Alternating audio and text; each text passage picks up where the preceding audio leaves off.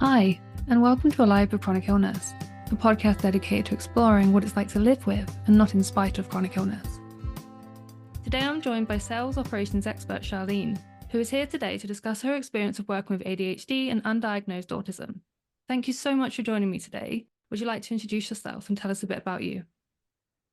Thank you, Elizabeth. Yes, thank you for having me. I do sales operations with small and medium-sized businesses. That's my thing. I got into that accidentally via project management world and working in smaller businesses that dealt with much larger businesses. And a little about me. Yeah, I was diagnosed with ADHD combined type a year ago, nearly to the day, and also have online diagnosed autism, let's say. So I haven't been fully professionally diagnosed yet. And yeah, I think that's me to start with. What was your experience of going through the process of getting diagnosed with ADHD? Oh my goodness. Okay, so let's go back over a decade to when I want to say 23. So I first started to look up some stuff then. I thought, you know what, I think I've got ADHD. And so I took all of my research and I went to the doctor, and thankfully, the doctor actually listened to me, which, we say that now, oh my gosh, but no, he listened to me. And we took over the amount of time that we were supposed to have and everything. And he was just like, yeah, it does sound like you've got ADHD. I was like, oh, okay. Wow, this is a big deal. I said, okay, so what do I do now? And he says, well, there's no point going any further because you've got a good job, so it's fine. Yeah. So I then carried on dealing with it unhealthily for years.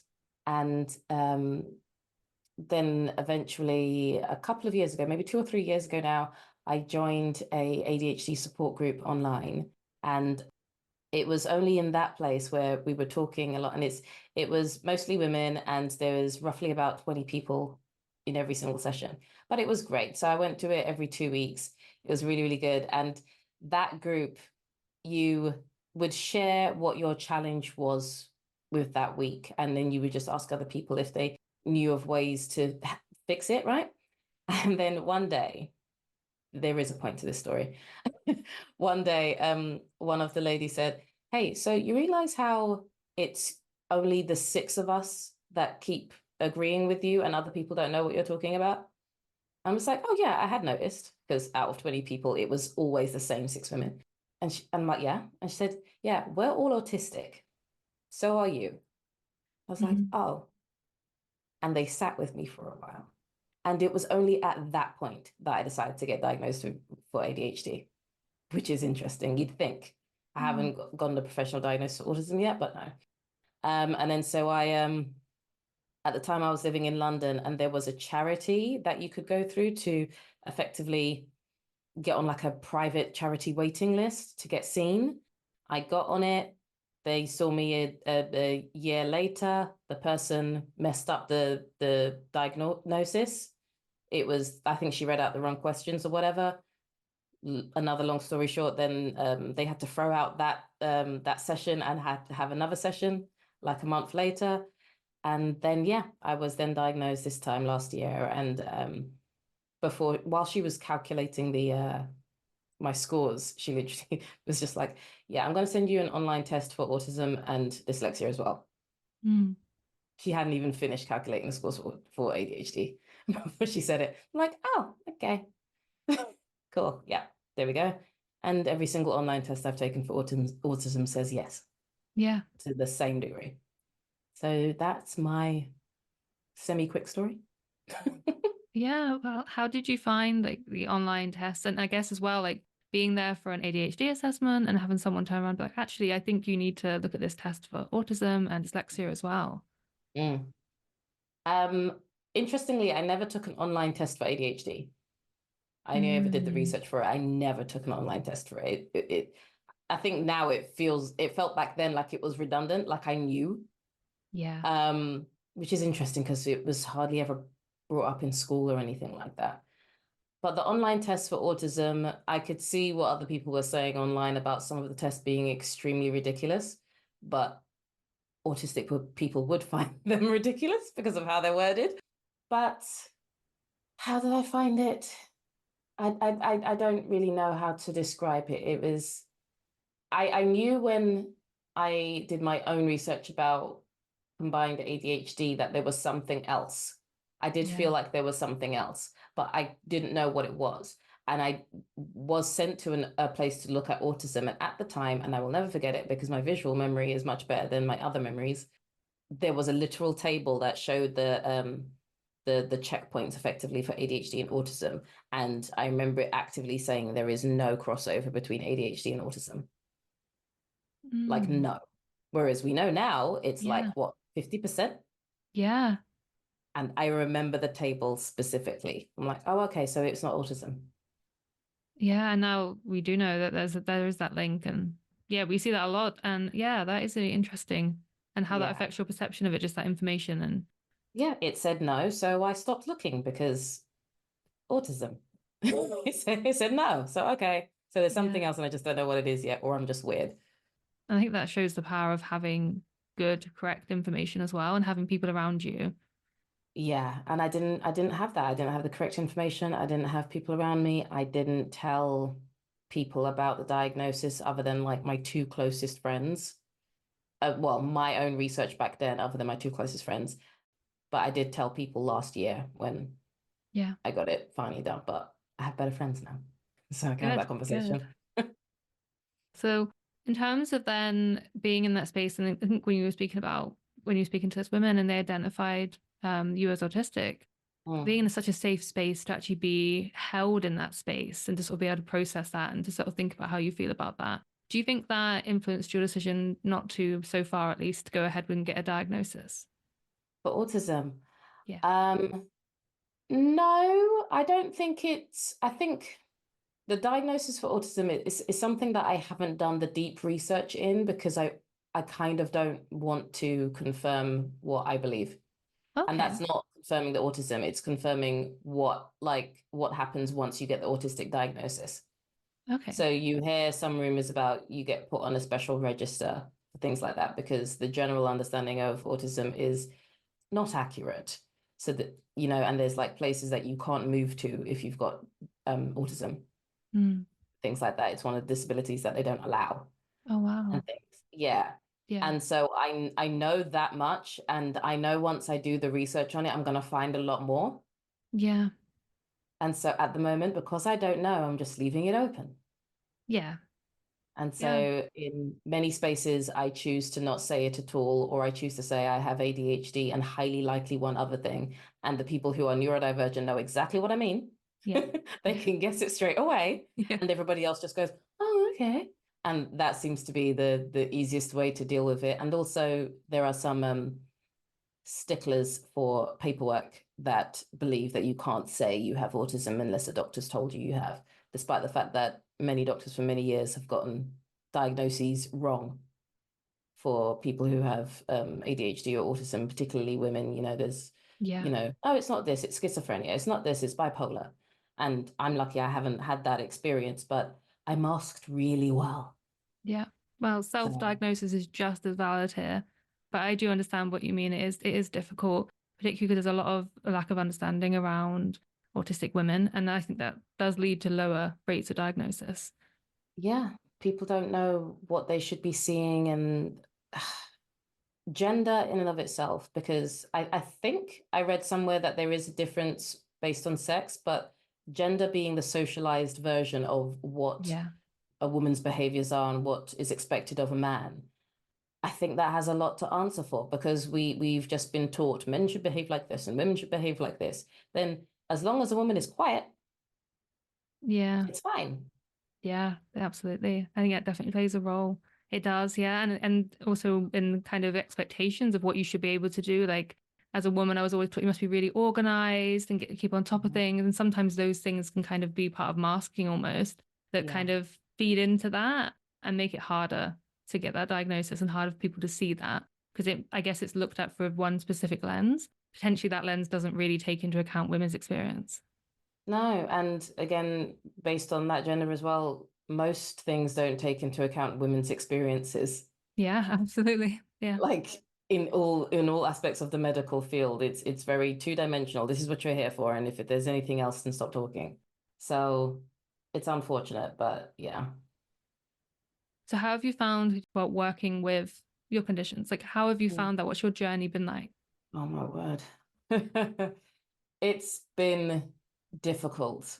And I'm very, very aware that should anybody who I've worked with hear me say that, they go, "What? I didn't realize that at all." It's like, yeah, I was masking. I was exhausted. Yeah. I didn't have a kind environment growing up. So I came into the working world with very rigid views on what good looked like. And again, we know how the autistic brain works, where it's just like, well, it's this and it's that because that's what I was told, right? And, everything is a meritocracy. And as long as you do the work and you do it diligently, then somebody's going to recognize you and then you'll get your promotion. Autism in my brain doesn't understand marketing Mm. and self-promotion. In my brain at the very least. So it was difficult. I drank a lot all the time because that helped with my brain, with the ADHD part of it. I had a lot of emotional dysregulation. I had old past traumas that still took me a very long time to deal with. I didn't feel like I was a social person. Other people would tell me that I would say, yes, I was, but no, everything felt like work. Everything felt like work. Every conversation felt like work. I was exhausted all the time. I did so much work, but always felt like as if I was behind. And then it took me a very, very, very long time in order for me to be paid appropriately as well. It's been a hard slog. If I'd had even just mentors that I could have turned to in my 20s, then that would have helped me to shift positions professionally Yeah. and understand my own skill set and go all in on that much earlier and help me with my confidence and things like that. And I didn't get that at all until my 30s. I look very successful, but it was a lot of hard work. So I guess like it's kind of having those people in your life that validate your experiences and help you see your own worth. That's just so important. Yes. And when you're masking as well, because like I say, for the majority of that time, I didn't have assistance with my neurodivergencies. When you're masking, it's hard for people to see your own worth and feed that back to you if they don't know who you are. If they can only see 10, 15% of you, your closest people might only know you to 30%. And Yeah. so therefore, when they're saying good things about you, you're going, "Oh, thanks." And you don't take any of it in because you automatically discount 70% of it because they don't know you on the inside. But you don't feel like as if you can show yourself to them because when you've shown yourself to other people, then you were rejected. Then that sets off the rejection sensitivity dysphoria. And then we start again. Yeah. And that's really difficult when you can't just be yourself because it's exhausting because you're having to put this mask on all the time and you're having to be this kind of other person that you think other people want, but then you can't actually be authentically yourself and you don't feel seen for who you are, just for Yeah. who I guess you're trying to project. And it's really difficult to keep that up and it is really exhausting. Yeah, it's a constant fight. And then, many of us have suffered from the people pleaser syndrome there as well. And it's like when you start to unravel some of the masking and you start to remove some layers of protection, as it were, as it was seen as protection, and you start to remove that stuff and you reveal your true self, then you realize quite rapidly the amount of people that actively don't want to see you because they were benefiting from you being the person you were before. And there's, I don't know if there's been any studies done on how often neurodivergent people in particular succumb to the wills of manipulative people. But from my circle of friends, and now that I'm much more in the arena and talking to people and things like that, the experiences that we've all had have been so similar over and over and over again. It's like we can be a magnet for people who actively just want to use us because, it's just like anybody who's got a particular skill set. So whilst we have issues in some areas, on the other areas, we're absolute superstars, like any human, right? But there just seems to be a set of people out there that will come and find you and try to drain you. And then the moment that they don't get from you what you've always given to them, they go off. And then that really affects you emotionally because the amount of times you thought, oh, I thought this person was my friend. No, the amount of people I've had to cut out of my life because for whatever reason they were just using me for one thing or another. And it's just like, oh, this is gross. this is really, really gross. There's me just trying to be friends and be my normal self. And I've got actual friends and I've got people who've just been pretending to be my friends. And it's weird because you think, I would never do that to someone. I don't know what joy other people are getting out of it. And then, but again, that's part of growing up. But you do that growing up as an adult whilst you're working. I'm a 17-year-old adult. Yeah.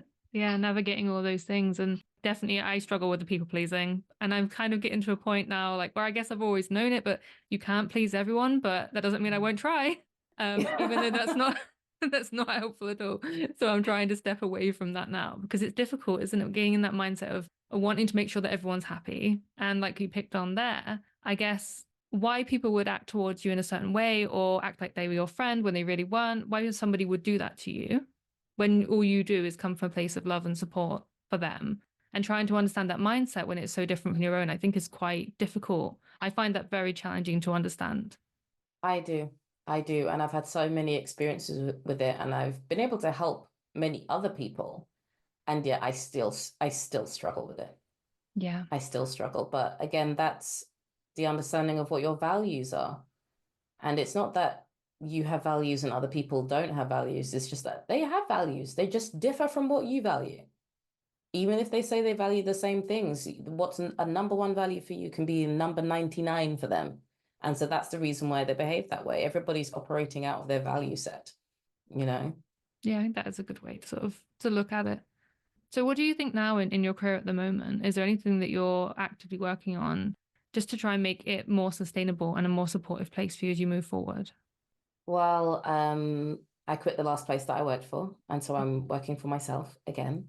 That is my goal, is to fully build out my business so that I can work for myself and ideally employ a couple of people or whatever and just make that work. I think that's the best way for me because again, just coming back to being a woman in the workplace as well, it's just the amount that I've had to fight to get a relatively good salary Yeah. in comparison to what I actually do. Yeah. It's like every single business that I've left have been surprised that I've left them, despite me telling them all of these problems. And then they've had to hire 3 people to replace me. Every single one. That's not a joke. So A, I'm doing far too much work. And B, they had the money the whole time. They just didn't want to give it to me. Mm. So it's not to say that there aren't good businesses out there. There definitely are. It's just I'm not sure if I can be bothered to find them. But You it's know? difficult when you've had those experiences and people are just, you're not being paid your value. Your value is not being respected. And I Yeah. think it's understandable to be in a place of, do you know what? I want to take ownership of my own employment now. And I'm Yeah. going to make myself the role because I see my Yeah. value. I'm investing in myself. Yes. And actually, interestingly, there, making the role, that is, I think, where my successes have come from. So the first professional job I had out of college, I was an office assistant working in a small training company. And by small, I mean small number of employees, but they operated worldwide. And I was there for like 9 years. And I made my own roles. So, everybody thinks going into a big business or whatever, that is where a lot of the good salary is. But I am glad I worked in a small business at that age, even though I didn't make good money there because I had such flexibility. I Yeah. effectively created all of my own roles. When I saw that there was a problem with something and I was just like, hey, I want to look into this, the leadership would just say, yeah, sure, go ahead, because obviously I'm looking into it for free. But it meant that I've learned so much and I had the opportunity to test out things and be able to just pivot. And I created my roles and I ended up being the head of operations by the time I left that place. And I think that really helped me. So you can create your roles even inside of businesses, do a better job than I did and, negotiate things much better. I did negotiate, but I didn't have as much confidence back then as I have now. But Yeah. you can create your own roles even inside a business as long as you make a good case for it. Yeah, and that's a pretty good perspective because I often think of like creating my own roles, like from my own experiences and from other people's experiences of being self-employed. But actually, yeah, if you're already in a place of employment right now, but your role isn't perhaps serving you, or maybe you're not getting what you need from that, there is that scope to negotiate and think, well, what could I be doing? What can I bring? And maybe sort of pitch that and Mm. build that role and build that experience as well that might lead you to another role in future that better serves what you're aiming towards. Yeah, because if you ask your manager or whatever, you say, hey, this is what I want to do. I want to try and figure this out. And they're going to say, well, if you've got the time to do it, then go ahead, but we can't give you the money right now for it. Sometimes it's actually better to take the freedom to be able to experiment with that. And then, and in a lot of cases, a lot of these places would say to you, yeah, we'll give you the money for it as long as you do it for like 6 months. You do the stuff, you get your experience, and then come that 6 month point. If they don't then come good on what they said, because now you've proven that you can do this work, then that's the point where you should start looking for other places. Because when Yeah. you're moving to a new job, you don't always have to go to be a higher rank. You can do sideways moves so that it's easier to go up the ladder if that's what you choose to do, if that's what you want to do. But yeah, leaving when leaving earlier is a tip I would give to other people as well. Because yeah, they will whisper sweet nothings in your ear to say, yeah, it's coming, it's coming, it's coming. And the next thing you know, Yeah. you're just not getting those salary rises and things like that. There's so much stuff I didn't know. Yeah. So be mindful if you're constantly getting these promises of things, but they're not actually being delivered and Mm, know when to leave, I suppose. And that can be quite difficult in itself when maybe you've been in a role for a long time. And perhaps that is an element of leaving yeah. sooner makes it slightly easier, maybe. Yeah. I'd say as well, update your CV when you're happy. I love that. Because we really, by the time we're really just annoyed and saying, yeah, I'm gone, right? And then you look at your CV, it feels like such or resume for American listeners, it feels like such a big task to remember all of the good things that you did and find those metrics and those numbers to put in there if that's how your business works. And the language that you write it with, it feels different. So if you're in an organization and you've gotten stuck in, let's say you're in there for like a good, what, 8 months, at that point when you feel like you know what you're doing, check your CV again and update it. And then do it, like set another timer for another 6 months time. Just update it with, okay, what good thing did I do? Boop, just fill it in there. I wish I had done that. Because then Yeah. when it's time to move, it's a lot less uplift for you to go, okay, I'm gonna change this, turn on the little thingy on LinkedIn. Yeah, and then you're set to go. So it makes it slightly easier than having to get a CV ready quickly. And also, I Mm, think it makes you recognize what you've done because you might end up doing a lot in a role. Like I've done this, like I didn't update my CV, but regularly. And so when I was then coming to update it, I was actually forgetting all the things I'd done during that role. Whereas if I'd done it actively throughout, I would have seen everything. I think that's a yeah. really good tip. Yeah, you do so much, and because sometimes when we're not recognized by others, we don't recognize ourselves, Yeah. and that's the reason why you need to have a place to update it. And a minor point to that as well, one of the things that did help me, which I read in a book somewhere years ago, was creating a folder in your inbox and name it whatever you want to name it, but I would call it the good box. So when somebody sends me an email and they're actively going, oh my gosh, this is really great, blah, blah, blah, blah, blah, this, that, and the other. I'm just going to push it in that good box because there's going to be a day when everything feels like a thunderstorm and you can just go to the good box and read the good emails. Yeah, I love And that. it reminds you that you have skill, you Yeah, I know? think that's brilliant. And you've got that there and you can remember all the amazing things you did and the value that you've brought to it. Because it is sometimes really hard to see that in yourself. And I think that sort of external validation in that sense can be really positive. You give Mm. people around you who are seeing your worth and who can see what you can do. So on the days that you can't see it, you've got that reminder. Yeah. Yeah. It was invaluable for me because there were some times I could tell you stories how badly things went down, but when you can go into that box and just remember, oh, okay, all because this situation is happening, that doesn't mean that my value is less now than it was before, or if I messed up in something. I have skill because we have a tendency to look at the negative too strongly anyway. So Mm. one negative thing that you've done today will completely block out the sun for all of the good that you did in the last 4 months. Yeah, that's so true. It is, yeah, it's just those Rough. negative, they do, don't they? And then they eclipse all the Yeah. amazing things you've done. You could do 100 good things, but if you do one, then that's all you see. Oh my gosh. Oh no. I knew I couldn't do this. Oh. It's a lot. No, it is true. Like I'm guilty of that all the time. I can have like 2 amazing weeks and I do one thing wrong and I'm like, that's it. I need to quit. Yes.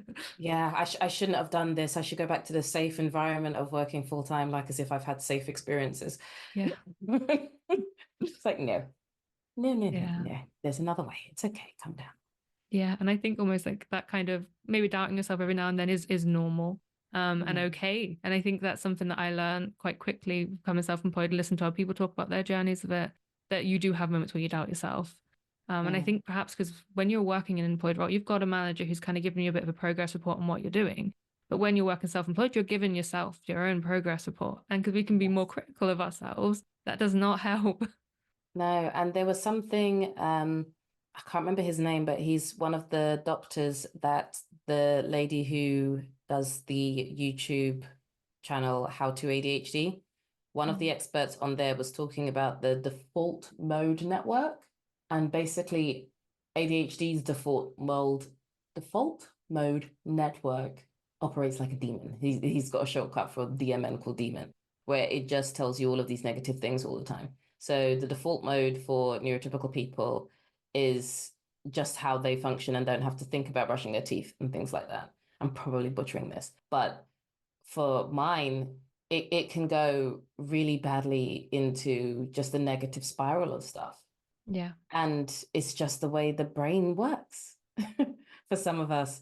And remembering being late diagnosed, I think one of the things that I'm going through a lot now is having to actually remind myself that I have a neurological disability, because even though I knew I had it years and years and years ago, I still wasn't diagnosed. So I still had the moments of just, come on, you should be able to do this, don't be silly, or I'm just being lazy, or it must be something else, being really hard on myself. And it's like, no, this is a disability. If you were missing half a leg, you wouldn't expect to be able to run as fast, but you can't Yeah. see it. And because I didn't know this as a child, I didn't grow up with that mindset. So it's something that I'm having to build in now as an adult, that, yeah, some days you're just not going to have the energy, and okay. You need to listen to music, a certain type of music to pump you up. And actually, sometimes if you don't really want to do a task, if you just do it for 5 minutes and you set yourself a 5 minute timer, for whatever reason, by the fourth minute, all of a sudden you want to do the task. Yeah. Even though That's a brilliant one. even though the first couple 100 seconds were annoying and horrible and then, oh, okay. Yeah. Yeah. I do that all the time. I'm just like, oh, no, I don't want to do this. And then I'm like, oh, why did I ever put this off? This is easy, actually. I want to do this. Yeah. Yeah. Because whatever the connector is for dopamine was going, I can't find bing. Yep. Absolutely. Yeah. But yeah, I think it can be really hard not to be hard on yourself, especially in a world that focuses on a specific kind of productivity. And I think Mm. that's, yeah, it's something that I try and avoid. If I see productivity, I just scroll down because I don't want to. It's some things are really positive about it, but I think it can be something that you kind of judge yourself against other people's standards when Yeah. you're only seeing one part of what they're actually doing. Oh gosh, yeah. And then so have you had this experience as well where if you've been working with a group of people that are, let's say, mostly neurotypical, what they think is a long, hard working day is nothing for you? And it's just like, isn't that a paradox? Because we're working so hard and we're so tired, but when we can work, we can knock it out of the park. And then people look at Yeah. us like, oh my gosh, she's a wizard. It's just like, oh, okay. But other people's, on average, from the people that I've worked with, so no offense to the people that I love, but on average, people's really hard working day is like, what, me at 30%? Yeah. It's like, wow, oh, okay. So if that's the standard, then why am I still being told off? Well, that's it, isn't it? Like when you're Right. continuously outperforming the standard and it's still not good enough. Yeah. I'm just like, what is that? And I don't know. I wonder if it's because growing up, there I didn't see many disabled people on television at all. I now know it's because we were hidden away and people didn't talk about us. So I think it's now that people are a little bit more comfortable being themselves in the workplace, the whole bring your true self to work thing. It's like, it feels like some people, even if you don't disclose to them, they can feel something is different, but they don't know what it is. And to some people, it really just pisses them off. And others love you and they don't know why. And that annoys me because it just reminds me about how invisible we've been for decades. And I think that is the thing, isn't it? It's like I hear a lot about like diversity and inclusion in the workplace now, but it hasn't always been that way. And it's still definitely nowhere near where it needs to be. And it's hard when the workplaces have always existed and they're only just making these changes now. But disabled people have always existed and have had to try and either try and fit in or weren't able to access opportunities because of it.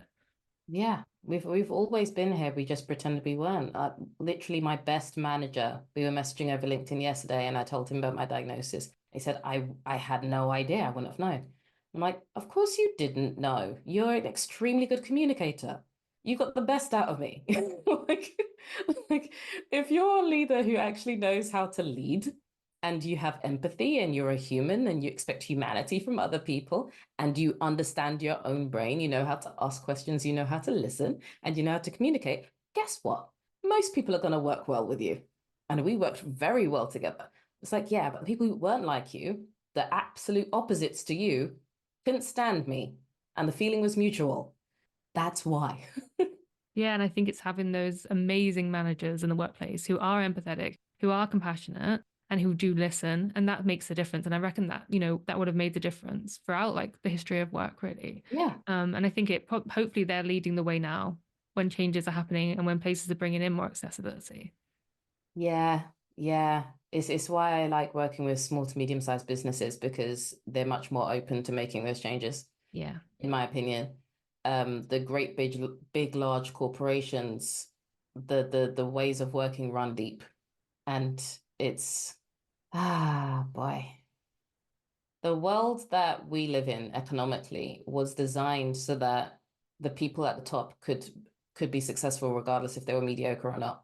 And I'm not the first person to say this, but it's just like we'll start to see balance when you can have a mediocre disabled woman, lesbian that's at the top and she's doing really well. Do Yeah. you know what I mean? I know what you mean, definitely. That shouldn't be the score, but it's just like we've seen really ridiculous people running organizations. Just like you got there because you played golf with someone. It's not that you know what you're talking about, and it's about time for it to be a meritocracy. Yeah, and it is frustrating when you look at the structures of companies and the way that wealth is distributed, and it is very much designed to help certain people succeed. And that certain people just happen to be a very small percentage of all of the people, of Yes, course. and it Very doesn't matter. select, That's apparently. certain people succeeding regardless of what they're putting in. Yeah, I think it's incredibly frustrating when you see people working so hard and barely getting by. Yeah, and then there's just it's the intersectionality. So there's just levels and levels and levels to it, and it's like I'm not even a big moan about this kind of person. It's just coming out now, but it's life would be hard anyway Yeah, on just one level, yeah. but then 7 levels deep, and you're gonna ask me to smile at the end of the day as well. Oh, goodness. Oh. Ah, gosh, but hey ho. It's a very difficult market to navigate working right now. And Mm, trying to do that. It is really difficult. And hopefully things are getting better, but they're not getting better fast enough. But at least there is some progress. And I think the yes. tips that you've said today, that is so important. And particularly the CV one, I really love that. Always having that prepared. And then also, I guess that kind of allows you to capture your own worth. Because when you're updating your CV every 6 months, you might be thinking, oh, hey, I have done loads for this company. Perhaps it's time for a review of my pay, and being able to negotiate that and saying, look, I've done all this for you, because you see Mm, your worth because it's there. And I think that's a really important, I think that's a really yeah. important takeaway, value and see your worth. And again, with like your tip of keeping those emails and those times when people have raised you up for what days that you don't have, that you can't see that worth in yourself. I think it is about finding that value in yourself and self-esteem. And it is so hard to do that in a world that's going Mm, to constantly tell you you're not doing enough. But once you can do that, I think that is a really positive way to move forward. That was the only time I could move forward, was when I saw mm, my own worth. Took a yeah. long journey to get there, but it's what moved me forward. Yeah. And also to add to that as well, just like how if you're going to keep a good box for yourself, please make sure to compliment other people Yeah. and be honest about it. So if again, like somebody being communicating something to you really, really well and you got it really clearly, tell them. And then if you're in a position when you're meeting with that manager, make sure you bring it up over coffee. That goes a long, long, long way Because if there's one thing that I know for sure, without sounding like Oprah, is that everybody's in pain about something, everyone. And that compliment that you give them that was true about their skill set might be the only good thing that they've heard that day. So sometimes people, they don't hear often enough just how good they are. And you don't have to wax lyrical. But again, if a presentation was really good, tell them. And also making friends with people who are in other departments. I think that's helped me a lot because I'm not a big brand person, but my reputation is good.